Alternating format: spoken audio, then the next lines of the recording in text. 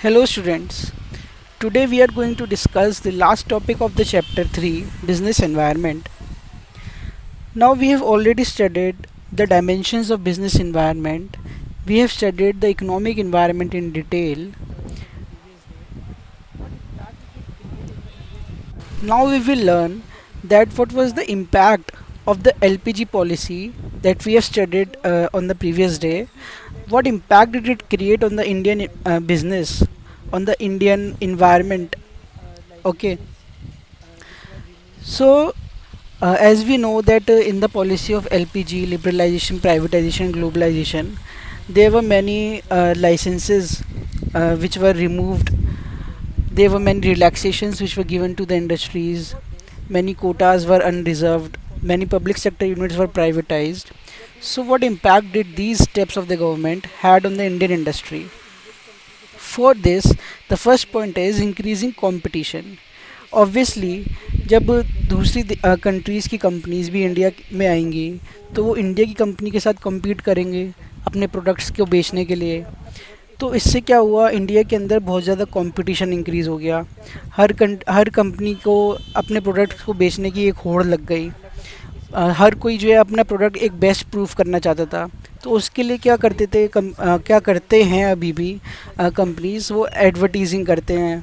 अलग अलग तरीके से वो एडवर्टीजिंग करेंगे। पहले सबसे पहले जो एडवर्टीजिंग का जो दौर शुरू हुआ था वो टेलीविज़न एडवर्टीजिंग, रेडियो एडवर्टीजिंग, इस तरीके से एडवर्टीजिंग काफ़ी फेमस थी। आजकल हम देख रहे हैं ऐसे सोशल मीडिया एडवर्टीजिंग काफ़ी ट्रेंड में है। ठीक है। तो ये सब इसीलिए हो रहा है क्योंकि कंपटीशन इतना ज़्यादा है मार्केट में कि कोई भी आप एक प्रोडक्ट ख़रीदना चाहते हो अगर, तो उसके लिए हमारे पास कई सारे ऑप्शंस हैं। ठीक है। जैसे कि इन्होंने एग्जांपल भी दिया हुआ है कि जो टेली कम्युनिकेशंस हैं, एयरलाइंस, बैंकिंग, इंश्योरेंस, ये सभी इंडस्ट्रीज़ में आज हम सामने बहुत सारी चॉइसेस हैं। लेकिन अगर हम इंश्योरेंस की बात करें, पहले सिर्फ LIC हुआ करता था। लोग इंश्योरेंस को बल्कि यही समझते थे कि ये इंश्योरेंस LIC है। लेकिन आज हम अवेयर हैं कि हाँ भाई, इंश्योरेंस जो है हम उसके लिए कराने के लिए कई सारी कंपनीज़ हैं हमारे सामने, जैसे LIC, मैक्स, HDFC, ICICI। हम किसी से भी इंश्योरेंस करा सकते हैं। ठीक है। पहले ये भी था कि भाई ये जो इंडस्ट्रीज़ हुआ करती थी ये पब्लिक सेक्टर के अंडर में ही थी बस। जैसे कि बैंक सिर्फ गवर्नमेंट का कंट्रोल था बैंक्स के ऊपर। लेकिन LPG पॉलिसी के बाद क्योंकि गवर्नमेंट ने प्राइवेटाइजेशन किया अपने यूनिट का, तो उसकी वजह से कई सारे प्राइवेट बैंक्स भी सामने आए। जैसे कि हम आज देख रहे हैं कि प्राइवेट बैंक्स की लिस्ट में सबसे टॉप पर HDFC बैंक है हमारे सामने, ICICI बैंक है, एक्सिस बैंक है। Next point is more demanding customers.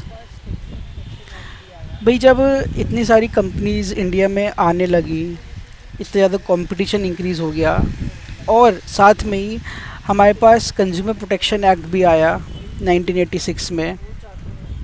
उसकी वजह से जो कंज्यूमर्स थे बहुत ज़्यादा अवेयर होने लगे अपने रोल के लिए। कंज्यूमर्स को समझ आने लगा कि भाई जो वो चाहते हैं सेलर को वही चीज़ सेल करनी चाहिए। वो मतलब अपनी डिमांड रखने लगे सेलर के सामने कि हाँ भाई, हम ऐसा प्रोडक्ट चाहते हैं। अब क्या होता था कि क्योंकि चॉइसेस इतनी ज़्यादा थी हमारे पास, तो हम क्या कंज्यूमर मतलब कि उसकी क्या इंटेंशन रहती थी कि भाई एक कंपनी से अगर हम सेटिस्फाई नहीं हो रहे किसी प्रोडक्ट को लेके, तो हम अपना जो डिमांड है वो दूसरी कंपनी की तरफ शिफ्ट कर देंगे। ठीक है ना, क्योंकि हमारे पास तो बहुत सारी चॉइसेस हैं। तो इसलिए कंज्यूमर बहुत डिमांडिंग होने लगे। उनको मतलब अपने हिसाब से हर चीज़ चाहिए होती थी, और जिस टाइम वो बोलते थे उसी टाइम पे उन्हें वो चीज़ चाहिए। तो इस वजह से कंपनी को स्टॉक्स भी मेंटेन करके रखने पड़ते हैं अपने पास, क्योंकि अगर ऐसा वो नहीं करेंगे तो कस्टमर दूसरी कंपनी की तरफ शिफ्ट हो जाएगा। Okay. Next point is rapidly changing technological environment. भाई जब दूसरी कंपनीज़ की कंट्रीज़ इंडिया में आने लगी तो बाहर से तो टेक्नोलॉजी भी अच्छी आती थी। मतलब वो नई टेक्नोलॉजी लेकर आते थे किसी भी प्रोडक्ट को मैन्युफैक्चर करने के लिए। तो फिर इंडियन कंपनीज़ भी वो टेक्नोलॉजी अपने प्रोसेसेस को बनाने में, अपने प्रोडक्ट्स को बनाने में अडॉप्ट करने लगे। लाइक हमने प्रिंसिपल्स ऑफ मैनेजमेंट में असेंबली लाइन प्रोडक्शन के बारे में पढ़ा था। तो उस चीज़ को इंडिया की कंपनीज़ ने भी, इंडिया की ऑटोमोबाइल कंपनीज़ ने भी अडॉप्ट किया। फिर वो चीज़ और इंडस्ट्रीज़ में भी यूज़ होने लगी, जैसे एफएमसीजी प्रोडक्ट्स में। ठीक है। तो जो टेक्नोलॉजिकल इन्वायरमेंट है इंडिया का, वो 1991 के बाद बहुत ज़्यादा जल्दी जल्दी चेंज हुआ है, रैपिड चेंज हुआ है उसके अंदर। तो उसका एक बहुत बड़ा इम्पैक्ट पड़ा है बिजनेस इन्वायरमेंट पे। और नई टेक्नोलॉजीज़ की वजह से नई मशीन्स आने लगी इंडिया के अंदर। कई सारे प्रोडक्ट्स के लिए कॉस्ट भी कम होने लगी। मान लो कोई प्रोडक्ट पहले सिर्फ हैंडमेड हुआ करते थे, तो जब वो मशीन से होंगे तो उनकी कॉस्ट भी कम हो जाएगी। फिर नेक्स्ट पॉइंट है नेसेसिटी फॉर चेंज।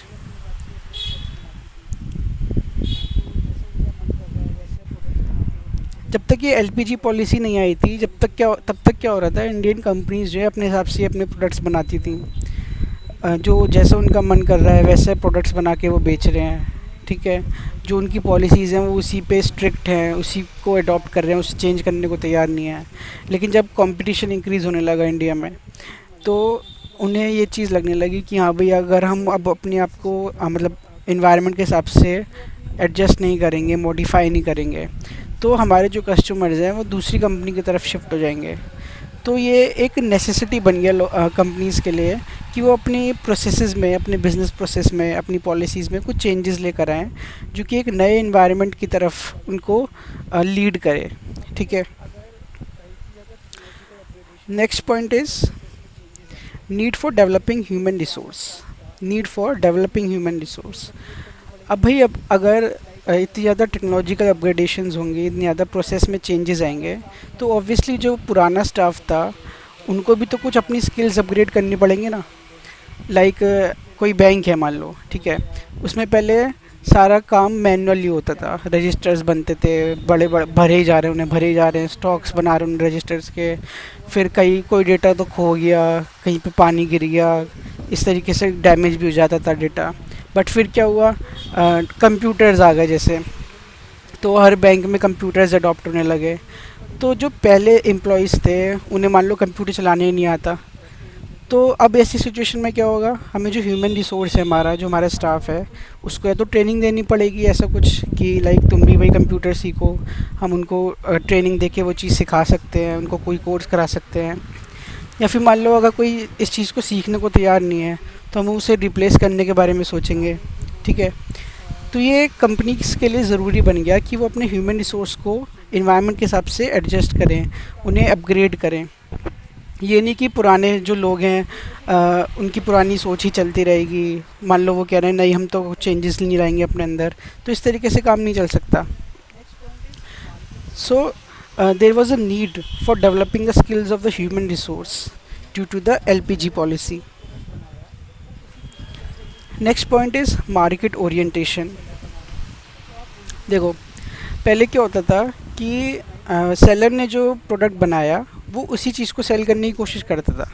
लाइक भाई, ये प्रोडक्ट सेलर बना रहा है तो आप वही चीज़ ख़रीदो। ठीक है। लेकिन उस 1991 के बाद क्या होने लगा, मार्केट ओरिएंटेशन। मतलब पहले सेलर ये चीज़ समझता था कि कंज्यूमर को किस तरीके के प्रोडक्ट की रिक्वायरमेंट है। ठीक है। वो ये चीज़ की स्टडी करते हैं कि कंज्यूमर को कैसे प्रोडक्ट चाहिए, वो उस हिसाब से फिर अपने प्रोडक्ट को मॉडिफाई करते हैं, उस हिसाब से अपना प्रोडक्ट बनाते हैं। लेकिन इससे पहले क्या होता था, 1991 से पहले सेलर ने प्रोडक्ट बना दिया, अब कस्टमर्स को वो बेचने की कोशिश करते थे कि भाई ये हमारा प्रोडक्ट है, इसे ख़रीदो आप। लेकिन अब क्या होता है, कंज्यूमर से पहले पूछा जाता है, कंज्यूमर्स का पहले सर्वे किया जाता है कि आपको कैसा प्रोडक्ट चाहिए। उस हिसाब से वो अपनी पॉलिसीज़ बनाते हैं। ठीक है, अपना प्रोडक्ट बनाते हैं। लाइक एक एग्ज़ाम्पल देता हूँ, जैसे कि इंश्योरेंस कंपनीज़ होती हैं। ठीक है। पहले क्या होता था, अगर हम लाइफ इंश्योरेंस करा रहे हैं अपना, तो उसमें सिर्फ लाइफ इंश्योरेंस का ही क्लेम मिल पाता था।